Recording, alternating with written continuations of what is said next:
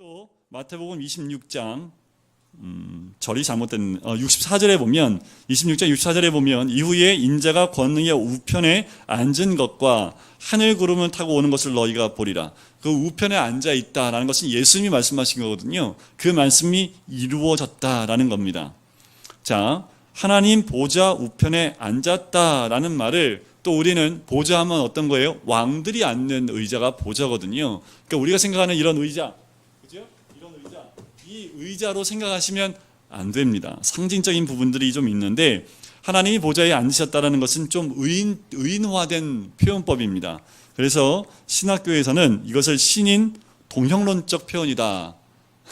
어려우시죠, 그죠? 신과 인간이 함께 어울려 있는, 그래서 하나님을 우리 인간의 모습으로 비춰서 설명을 한다. 그래서 신인 동형론적 표현법이다 해서 예수님, 하나님이 보좌에 앉으셨다는 것을 사람이, 그러니까 왕이 보좌에 앉은 것처럼 설명을 하고 있는 것과 똑같습니다. 보좌는 인간 왕이 앉는 나라를 통치하는 자리를 의미하지요. 하나님 보좌는 그럼 동일하게 어떤 자리를 의미합니까? 세상을 다스리는 통치하는 자리, 그것을 의미한다라는 거지요. 근데 예수님이 어디에 앉아 계셔요? 하나님의 보좌 우편에 앉았다는 말도 이와 같다라는 거죠. 우편은 명예와 영광의 자리를 의미합니다. 하나님이 통치하시는 자리, 명예와 영광의 자리에 함께 참여하신다는 거죠. 두 번째 페이지를 넘어보시면, 자, 그리스도께서 하늘의 영광과 하늘과 땅의 모든 통치권을 넘겨주시는, 하나님께서 그리스도께 넘겨주시는 장면이요, 다니엘서 7장 9절부터 11절에 나와요. 이걸 읽어보시면 좀 상징화되어 있는 건데, 이미 다니엘을 통해서 부활하신 우리 주님께서 승천하셔서 그 보좌 우편에 앉으심을 통해서 하나님께서 그리스도의 모든 통치권, 하늘과 땅의 모든 권세를 내게 주셨으니, 이것이 마태복음 28장 18절에 나오는 메시지입니다. 하늘과 땅의 모든 권세를 내게 주셨으니, 바로 하나님께서 그리스도에게 그 모든 통치권을 넘겨주었다. 그 모습을 이렇게 다니엘 예언서에 잘 기록되어져 있습니다. 세 번째는, 그러면 보좌 우편에서 우리 주님이 계시는 일, 또 거기서 하시는 일이 무엇일까? 세 가지입니다. 하나는 대제사장 사역, 두 번째는 선지자 사역, 세 번째는 왕으로서의 사역을 하고 계신다는 거죠. 대표적인 이 세 가지 사역입니다.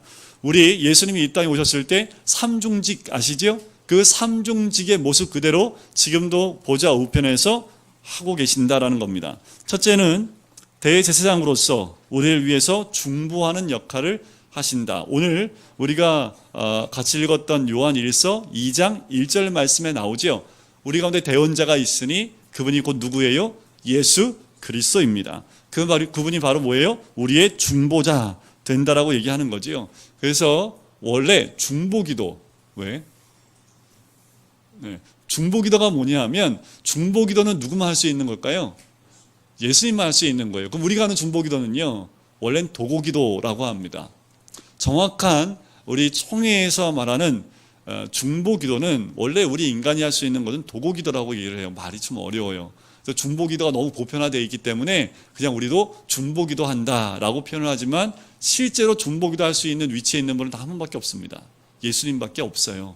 그런데 언제부터인가 중보기도라는 말이 한번 쓰기 시작하면서부터 아마 1990년대 중반일 거예요. 중보기도에 바람이 한번 훅 분 적이 있습니다. 그래서 이건 모든 교단을 초월해서 다 중보기도를 썼어요. 이게 너무 심하니까 총회에서 그 단어를 조금 다르게 정의한 게 도고기도라는 거지요. 근데 이미 다 쓰고 있는데 우리가 굳이 도고기도라고 말할 필요가 뭐 있겠어요? 의미가 뭔지 아니까. 그런데 이 중보는 우리 주님만이 할 수 있는 것이다.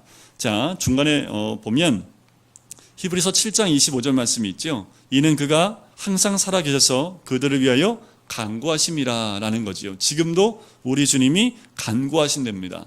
그럼 그게 무슨 말일까요? 우리 주님이 막 옆에서 기도하고 계시는 걸까요? 우리 권사님들이 늘 중보 기도하듯이 막 기도하는 그 모습일까라는 거예요. 우리가 입으로 소리내듯이 그러한 기도하는 의미일까라는 거지요. 답은 아니다라는 겁니다. 우리 주님 자체가 중보자이십니다.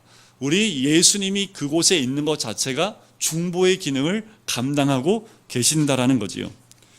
자, 예수님이 하나님 아버지 우편에 임재해 계시는 것 자체가 우리를 위한 가장 강력한 중보가 된다는 거죠. 왜요? 예수님이 우리의 모든 죄를 십자가에서 다 지시고 죽으시고 부활하셨기 때문에 예수님 자체가 중보입니다. 예수님이 보좌 우편에 앉아 계신 것 자체가 우리를 위해서 그 자리에 계신 것 같은 역할을 한다라는 거지요. 자, 마지막 문단을 보면 또한 예수님의 중보는 우리가 예수님의 이름으로 하나님께 드리는 기도와 관련이 있다라는 거지요. 자, 우리가 기도할 때 모두 다 마지막에 누구의 이름으로 기도를 해요?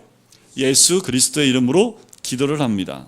자, 그것은 요한일서 2장 1절 맨 밑에 나오죠. 나의 자녀들아, 만일 누가 죄를 범하여도 아버지 앞에서 우리에게 대언자가 있으니 곧 의로우신 예수 그리스도라. 그래서 예수 그리스도의 이름으로 우리가 기도를 하는 것입니다. 자, 이렇게 중보자의 위치로 우리의 죄사함이 완벽하며 영원하다는 것을 우리 주님이 보좌 우편에서 확신하게 할 수 있는 거지요. 두 번째 사역은요, 선지자로서의 사역입니다. 자, 선지자로서의 사역은 둘째는 성령을 통하여 말씀 사역자들을 사용해 교회를 가르치고 계신다라는 겁니다. 자, 말씀을 깨닫게 하시는 분 누구예요? 성령님이세요. 자, 교회마다 누구를 세우냐 하면 에베소서 말씀에 보면 그 말씀이 나옵니다. 교회에 여러 가지 사역자들의 이름이 나오는데 그 사역자들 이름을 보면 이렇게 나와요. 에베소 4장 11절에 보면 그가 어떤 사람은 사도로, 어떤 사람은 선지자로, 어떤 사람은 복음을 전하는 자로, 어떤 사람은 목사와 교사로 삼으셨으니 이는 성도를 온전하게 하여 봉사의 일을 하게 하며 그리스도의 몸을 세우려 하심이라. 거기에 목사라고 나오지요. 그리고 교사라고 나옵니다. 목사는 하나님 말씀을 대언하는, 말씀을 가르치는 위치에 있는 것이고, 교사는요, 말씀을 가르치는 그 말씀의 교사의 위치에 있는 거지요. 하지만 더 중요한 건 뭐냐 하면 그것을 깨닫게 하는 분이 누구라고요? 성령님이십니다. 내가 가면서 누구를 보내겠다고 우리 주님 말씀하셨습니까? 성령을 보내주겠다라고 말씀을 하셨지요. 그래서 성령님이 이 땅에 오셨습니다. 성령님은 승천하신 예수님이 보내주시는 최고의 선물입니다. 성도들의 마음 안에 들어와 영원히 내주하신 하나님이 누구예요? 성령 하나님이라는 거지요. 예수 그리스도를 구주로 영접하는 그 순간 우리 내면에 누가 와 계십니까?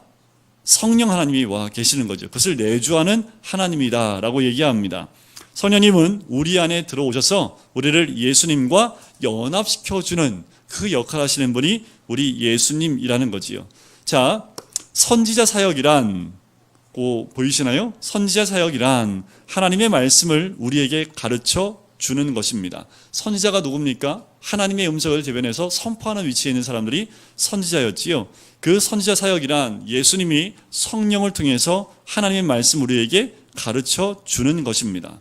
그래서 성령의 조명하심이 없으면 말씀을 깨닫기가 참 어려워요. 특별히 제가 말씀을 배울 때 어떻게 배웠냐 하면 이상한 게 한 가지가 있어요. 이상한 건 아니고요. 하나님이 목사들에게 주신 은혜가 하나가 있는데요. 그게 뭐냐 하면 말씀을 보는 눈을 열어주셨다라는 겁니다. 이걸 제가 어떻게 알았냐면 제가 자랑하는 겁니다. 말씀을 평신도들하고 같이 배운 적이 있었어요. 근데 저는 말씀 딱 배우면 그게 무슨 말씀인지 딱딱 꿰지거든요. 근데 이분들은 끝나고 나서 이게 뭔 말이야? 전혀 이해를 못 하시는 거여서 아니 이걸 왜 이해를 못 하실까? 이게 그 말이고 이게 그 말인데 왜 이해를 못 하시지? 그래서 한참 배우다가 성경을 알려주시는 분이 이제 그런 말씀하시는 거예요. 눈치를 채신 거죠. 여기 있는 일반 성도 청년들인데 애들은 전혀 눈치를 못 채고 있는데 저는 거기를 계속 끄떡이고 있으니까 확실히 하나님이 목사들한테는 사역자들한테는 말씀을 깨닫는 능력을 주시는 것 같다고 하면서 또 굉장히 쉽게 설명을 해주고 나니까 이제 청년들이 이제 알겠다고 그 얘기를 해서 저는 이해가 안 갔어요. 왜 저 말을 이해를 못할까? 그런데 그러니까 이게 은사를 받으신 분이 얘기하시기를 목사들은 하나님께서 목사의 역할을 감당하기 위해서 말씀을 깨닫게 해주신다는 거죠. 누가 하시는 거예요? 제가 잘나서요?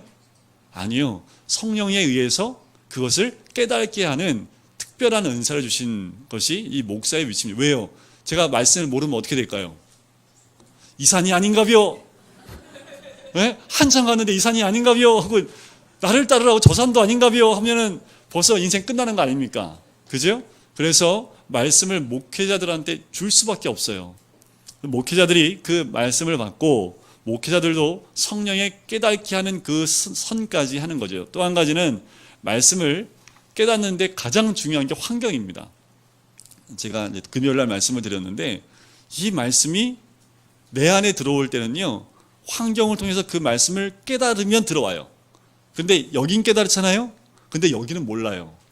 어떻게 하냐면 말씀이 이건지 알아요. 은혜를 받았어요. 근데 삶의 환경이 딱 닥쳐오면 이 말씀이 딱 안 떠올라요. 어떤 사람이 떠오르냐면 환경과 함께 이 말씀이 내 마음에 각인된 사람은요, 어떠한 것이 와도요 흔들리지 않는 말씀이 있습니다. 그래서 웬만하면 업다운이 안 돼요. 업다운.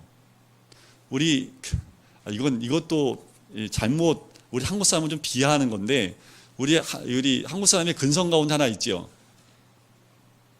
금방 까먹는 거. 그걸 뭐라고 그래요? 그렇죠. 냄비. 확 끓었다가 확 식어버리는. 그래서 그 언론에서도 좀만 기다려봐, 이제 없어질 거야, 이런 안 좋은 말까지 나올 정도로 그렇게 확 끌어올랐다가 확 사라지는 그 모습이 우리들 가운데도 좀 있지 않나. 그래서 우리가 말씀이 내 삶 가운데 들어와야지 이 업다운이 안 돼요. 어떠한 환경이 몰아쳐도요 늘 동일한 모습입니다. 언제나 동일한 모습, 그 자리 그 위치에서요 흔들림 없이 기도와 말씀 가운데 가는 것, 그것이 참 쉬운 것 같지만 결코 쉽지 않습니다. 그런데 그렇게 갈 때 하나님의 은혜가 더 깊이 오는 거지요. 여러분들 말씀을 만나셔야지요. 그러려면 성령의 조명하심이 있어야 됩니다. 말씀을 여러분들 저하고 한 3독만 하면 이 66권 다 알 수 있습니다. 근데 여러분들 혼자 100독 한번 해보십시오. 66권 다 깨지나? 제가 스스로 모시겠습니다. 그 성령이 조명하시면 돼요. 그런데 성경이 너무 방대한 분량이고요. 이 내용을 꿰뚫으려면 100독 해가지고는 그냥 안 되고요. 조직적으로 100독을 하면 됩니다. 어떤 목적과 방향을 가지고, 그러려면 누구하고 성경을 같이 읽어야지 방향을 알 수 있을까요? 성경을 먼저 안 사람. 그리고 또 한 가지는 성령의 조명을 받은 사람. 왜요? 우리나라에 선교사가 들어오기 전에 누가 들어왔다고요? 말씀이 들어왔잖아요. 그 말씀 받고 먼저 예수를 믿은 사람이 있었다고 말씀드렸지요. 그럼 그 사람들 누가 가르쳐 줬어요? 그렇죠. 성령님이 가르쳐 주신 거지요. 성령님이 가르쳐 주시면 가능하지요. 근데 지금 시대는요, 좀 조심하는 것은 성령을 통해서 배웠다 하시는 분들이 이상한 얘기를 해요. 직통 계시 받았다고. 목사님 말씀을 안 들어요. 자, 정말 중요한 건 뭐냐면 그 말씀이 검증이 돼야 됩니다. 그게 정말 성령의 음성인지 아닌지 검증을 하려면 말씀 66권을 다 아는 분한테 가서 검증을 받으시는 게 좋아요. 그러면 일단은 목사님한테 와서 제가 말씀을 공부하면서 깨달은 겁니다 하고 했을 때 목사님이 딱 보고 이건 너무 같습니다. 이거는 아닙니다. 이거를 해줄 수 있는, 핸들링 할 수 있는 사람이 누굽니까? 교회 목사를 둔 이유가 거기에 있어요. 전부 다 성경에 있다가 하나님 성령 은사 받았다고 이 얘기하고 저 얘기하면 이게 초대교회 때 있었거든요. 그래서 교회에 누굴 세워요? 교사를 세운 거예요. 제가 왜 있는지 아시겠죠? 다 성령 받으셔갖고 받아갖고 오세요, 저한테. 그랬으면 좋겠어. 성경 읽다가 은혜 받아가지고 이거 맞냐고. 네, 오셔요, 저한테. 아멘을 안 하시네. 네. 자, 세 번째는 왕으로서의 사역입니다. 예수님이 현재 왕으로서 하나님 보좌 우편에 계시며 교회와 세상을 통치하고 계신다라는 겁니다. 자, 예수님의 교회에 대한 통치권은 어떤 특징이 있을까? 예수님의 통치는 눈에 보이는 것이 아니라 영적인 통치라는 거지요. 영적인 눈을 가진 사람만 예수님의 통치를 받아들일 수 있는 겁니다. 그래서 계속 세상 왕과 예수님의 다스림을 비교하여서 설명을 합니다. 세상은 사람들의 몸을 다스리지만 우리 예수님은 성도들의 마음을 다스리지요. 예수님은 성령님을 통해 하나님을 알고 사랑하고 순종하도록 통치를 합니다. 하지만 세상 왕들은 죽음으로써 자신의 통치를 마감을 하지요. 예수님의 통치는 끝없이 영원합니다. 하지만 세상 왕들은 한계가 있지요. 예수님은 현재의 교회를 성령을 통해서 말씀으로 다스리지만 세상 왕들은 힘으로 다스리지요. 예수님은 우주에서 가장 강한 왕이시기 때문에 원수인 사탄으로부터 한 사람도 빼앗기지 않지만 세상 왕들은 약해지면 뺏길 수도 있다라는 거지요. 교회는 세상 정부가 하나님을 대적할 때 예수님의 왕권에만 순종하도록 하는 것, 그것이 교회의 모습이기도 합니다. 자, 4페이지로 넘어가시면, 자, 사람보다 하나님께 순종하는 것이 마땅하도다. 누가 한 말입니까? 베드로가 설교하면서 사도행전 5장 29절에 한 말이지요. 자, 우리 예수님은 만왕의 왕으로 교회를 통하여 다스리십니다. 영적인 다스림이지요. 이런 질문이 있을 수 있어요. 예수님이 다스리시는데 이 땅의 전쟁과 질병과 기근, 자연재해를 어떻게 예수님이 허락하실 수 있습니까? 라고 질문을 할 수 있습니다.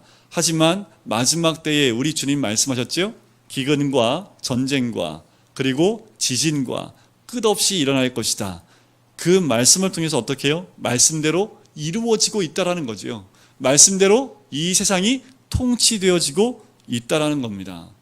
얼마 전까지만 해도 바짝 말라서 정말 강바닥이 다 드러나서 물고기가 떼죽음을 당했는데 지금은 거꾸로 바짝 마른 그 강바닥에 비가 한꺼번에 오니까 흡수를 못해서 넘치기 시작을 하지요.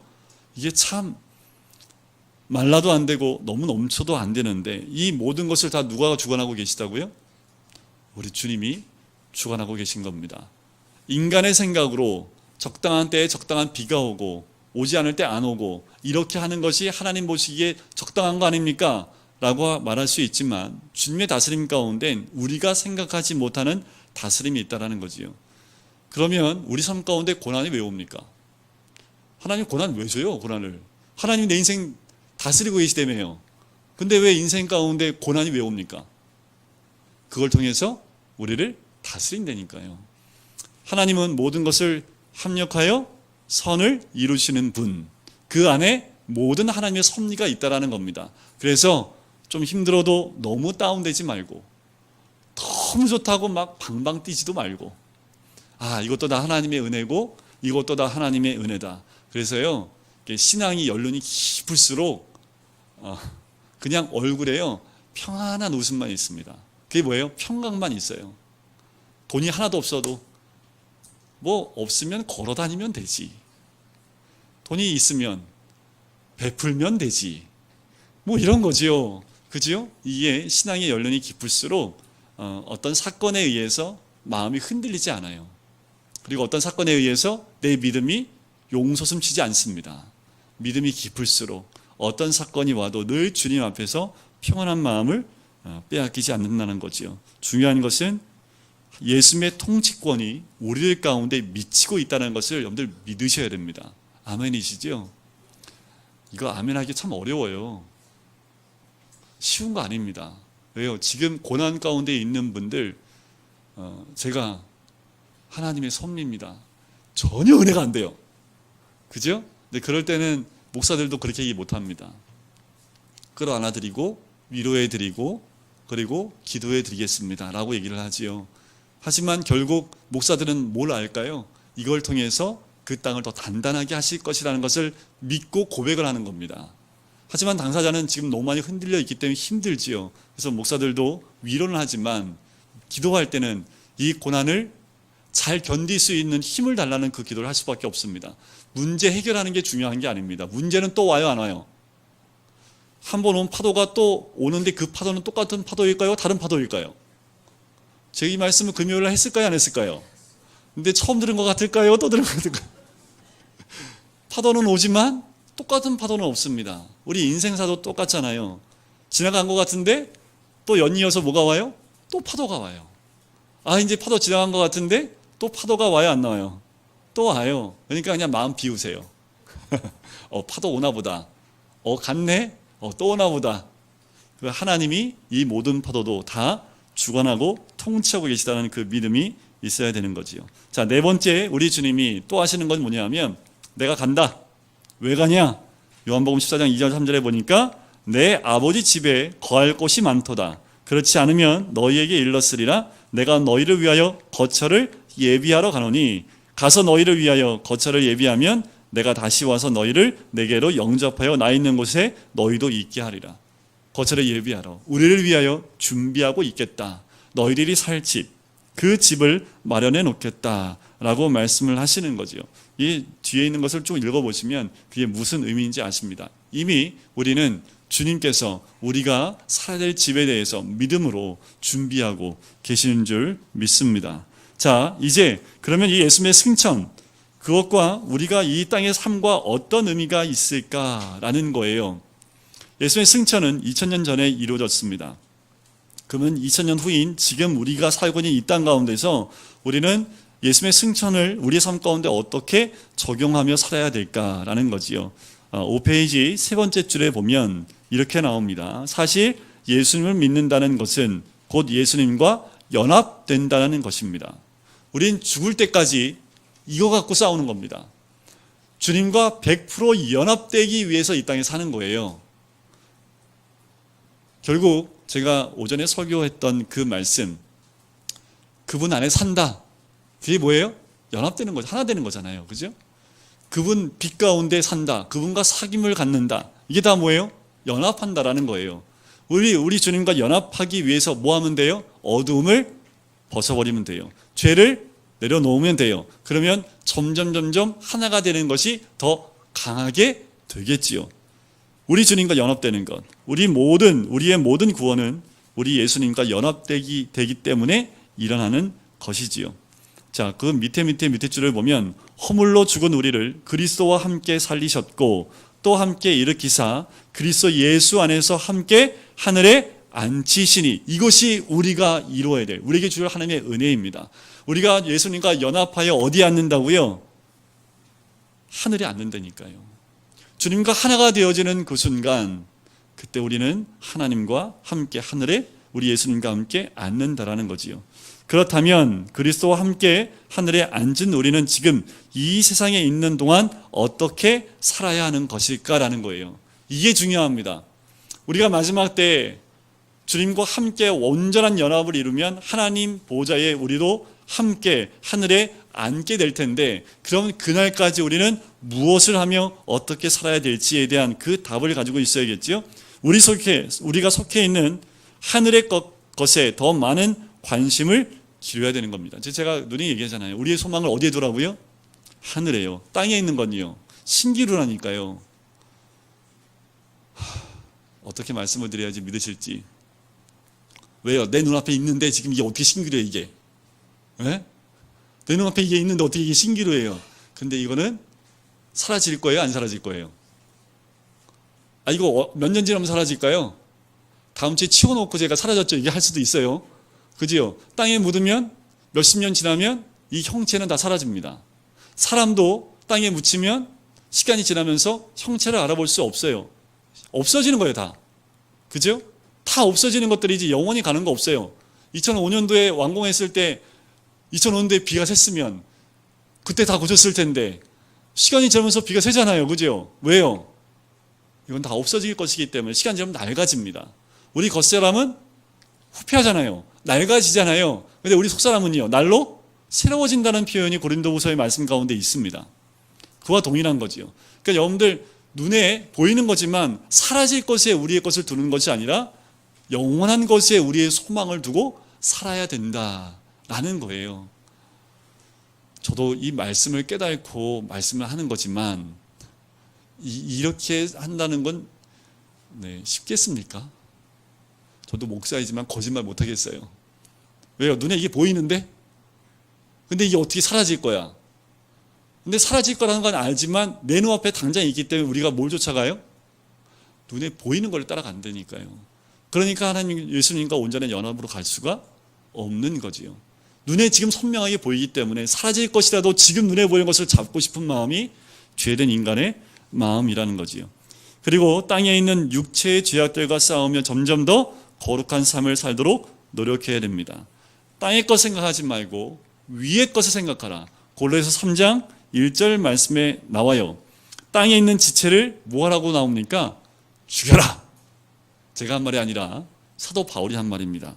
제가 죽여라는 말을 좀 강하게 말했을 뿐입니다. 땅에 있는 지체를 죽이라. 곧 음란과 부정과 사역과 악한 정욕과 탐심이니 탐심은 곧 우상 숭배니라. 땅의 것 다 사라질 것 생각하지 말고 위의 것 생각하라 라고 말씀을 하는 거지요. 그리고 우리의 신분은 어디에 있다고요? 빌립보서 3장 말씀해 보면 우리의 시민권은 하늘에 있으니 땅에 두 발을 딛고 있어도 우리는 어디 시민? 하늘 시민. 우리는 하늘 시민이기 때문에 무슨 시민처럼 살면 돼요? 대한민국의 국적도 갖고 있지만 우리의 원래 국적은 뭐예요? 하늘나라 국적이잖아요. 왜 그러세요? 저는 원래 대한민국에서 태어나서 대한민국 국적을 갖고 있는데요. 하지만 그 전부터 우리는 어디 나라의 국적을 갖고 있어요? 하늘나라의 국적을 갖고 있다라는 거예요. 자, 우리가 그 나라의 국적을 갖고 있다는 얘기는 그 나라에 속했다는 얘기지요. 그 나라에 속했다는 얘기는 그 나라의 질서에 편승해 가야 된다는 겁니다. 이 땅에 있기 때문에 우리도 이 땅의 법에 순종하듯이 우리는 하늘 시민권을 갖고 있기 때문에 하늘 시민권을 가진 사람들처럼 이 땅에서 살아야 된다는 겁니다. 이게 우리가 하늘 시민권을 가진 자의 본 모습입니다. 그리고 그 시민권을 가진 자의 의무이고 그렇게 해야 된다는 거지요.